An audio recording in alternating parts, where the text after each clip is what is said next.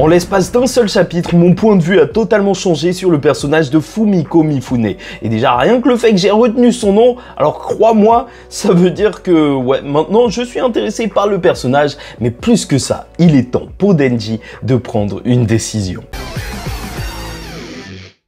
Mesdames et messieurs, ici Chage et on se retrouve aujourd'hui pour la review du chapitre 142 de Chainsaw Man, donc le fan club de Denji, qui commence par un panoramique de la ville et surtout de l'endroit où Nayuta est en train de s'amuser, une sorte de fête foraine où elle est sur un manège et déjà rien que de la voir avec cette violence incroyable, enfin je sais pas pour vous, mais moi dès que je vois Nayuta, je sens en fait cette violence latente, bah purée, ça me fume. En vrai, elle est vraiment très mignonne et c'est vraiment un personnage auquel, Tatsuki Fujimoto, il aura réussi à donner vie et vraiment, il est attachant. Le personnage de Nayuta est juste une masterclass sur chacune des cases où elle apparaît. Bref, Denji est en train de la surveiller, bien entendu, accompagné de donc notre très cher Fumiko.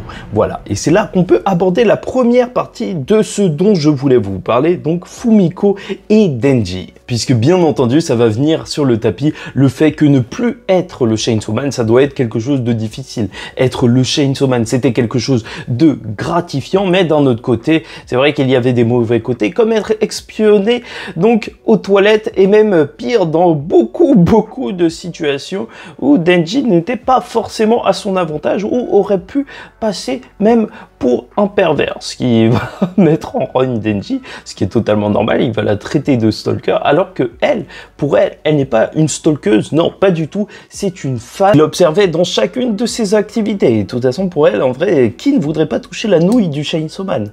Grande question. Il le dit pour lui, toutes les femmes qu'il a rencontrées l'ont détesté au bout d'un moment. Et ça, c'est très vrai. Denji est plus perspicace que ce qu'on croyait. Mais surtout, là où la conversation va prendre un ton réellement intéressant, c'est qu'elle va dire qu'elle déteste, elle aussi, un petit peu le Chainsaw Man. Dans le sens où, lors de son combat face à l'omni-démon Gun, donc le démon, voilà, le démon Gun qui était là, à qui on s'en souviendra, le grand traumatisme lorsqu'il a commencé à tuer plein de personnes dans une rage effrénée et bien sûr dans le combat face au Chainsaw Man, alors il y a eu des dégâts.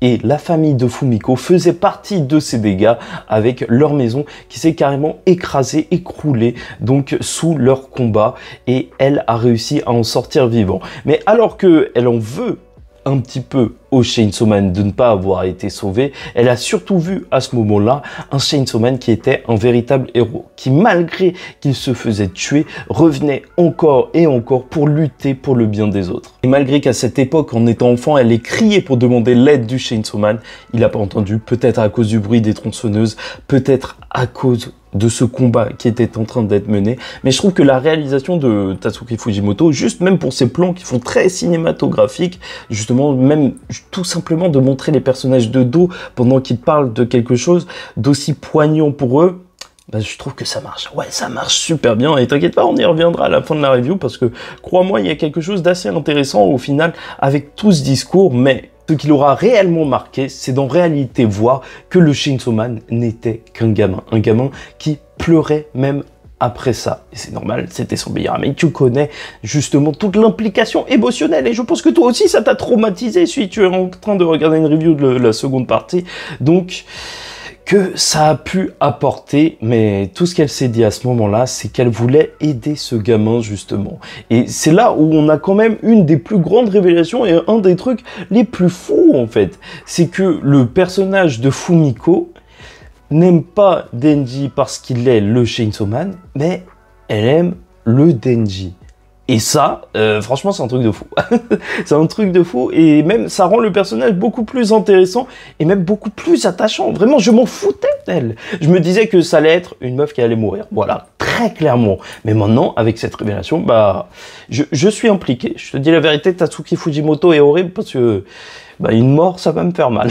Maintenant, c'est clair, elle n'est pas fan du Chainsaw Man, mais elle est surtout fan de Denji. D'ailleurs, juste avant de passer à ça, n'hésitez pas à liker ou disliker la vidéo, commenter, donner votre avis en commentaire et vous abonner si vous n'êtes pas encore abonné, car chaque semaine, on parle de Chainsaw Man, ou chaque 2 semaines, en fait, ça dépend du rythme de parution, mais on en parlera à chaque fois de chacun des chapitres qui sortent. Bon, et je tenais à vous le dire, c'est moi qui ai colorié cette image. Je trouvais la page tellement impactante, même avec son message, qu'il le fallait bien et il n'y en avait pas. Donc voilà, hein, au taf ça. C'est là que Barême va arriver, chef de l'église plus ou moins, qui dit, lui, être par contre un fan du Chainsaw Man. Il a réussi à passer les sécurités et tu vois même que lorsqu'il allume sa clope, il est tout fier d'avoir le briquet Chainsaw Man, comme quoi c'est vraiment l'omnidémon, donc lance-flamme. Et son rêve, comme il le dira, c'est de revoir le Chainsaw Man combattre, le voir lutter encore et encore face à la mort, et il a comme le pressentiment qu'il va y avoir une catastrophe juste devant lui et que peut-être le Chainsaw Man devra se transformer, et donc il a les deux personnes qui le poussent à faire un choix entre guillemets, donc une vie normale sans se transformer en Chainsaw Man pour préserver Nayuta, ou tout simplement donc redevenir le Chainsaw Man. Mais voilà, Nayuta tomberait et bien sûr voir les catastrophes qui peuvent arriver devant lui. Comme quoi là, le dilemme n'a jamais été aussi présent que lorsqu'il est posé sous les yeux de Denji. Je vous avoue que toutes les motivations de Barême restent assez mystérieuses et sait-on jamais, peut-être qu'il serait lié donc à un des 4 cavaliers de l'Apocalypse, peut-être la mort ou peut-être tout simplement famine, donc puisqu'ils veulent éveiller un petit peu le Chainsaw Man pour qu'il puisse arrêter l'Apocalypse. Oui, il y a beaucoup d'intérêts qui vont dans tous les sens là lors de cette seconde partie. Chacun veut que le Chainsaw Man fasse quelque chose ou ne fasse absolument rien. Dans tous les cas, la catastrophe qui risque d'arriver va être une boucherie littéralement, puisqu'il se trouve dans une food court. Ouais, je sais pas pourquoi il se passe toujours des trucs de fou à l'endroit où il y a de la bouffe. On voit même des enfants en premier plan et bien sûr les armes humaines qui sont présentes.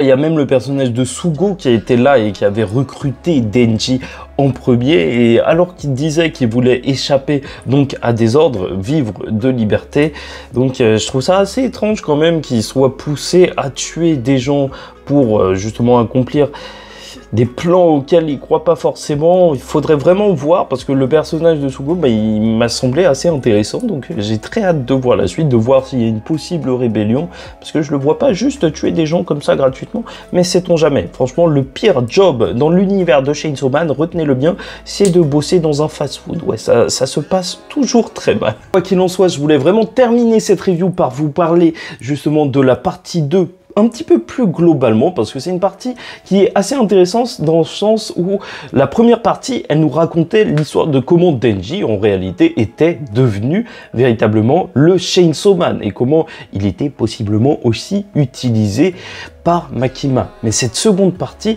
est encore plus intéressante dans le sens où on nous différencie très clairement le Denji du Chainsaw Man comme véritablement deux entités, parce que bien sûr il y a deux Chainsaw Man, celui qui est noir et celui qui est rouge entre guillemets, mais plus que ça en fait, même l'identité de Chainsaw Man de Denji est différenciée de celle de Denji. On lui demande vraiment de faire ses propres choix et de choisir s'il veut oui ou non devenir le Chainsaw Man. Et voilà, tout simplement questionner l'action du Chainsaw Man autour de lui, même l'église du Chainsaw Man qui est créée par ses adulateurs entre guillemets, ou même ce que représente le Chainsaw Man dans la société tout entière et les responsabilités qui incombent donc à Denji.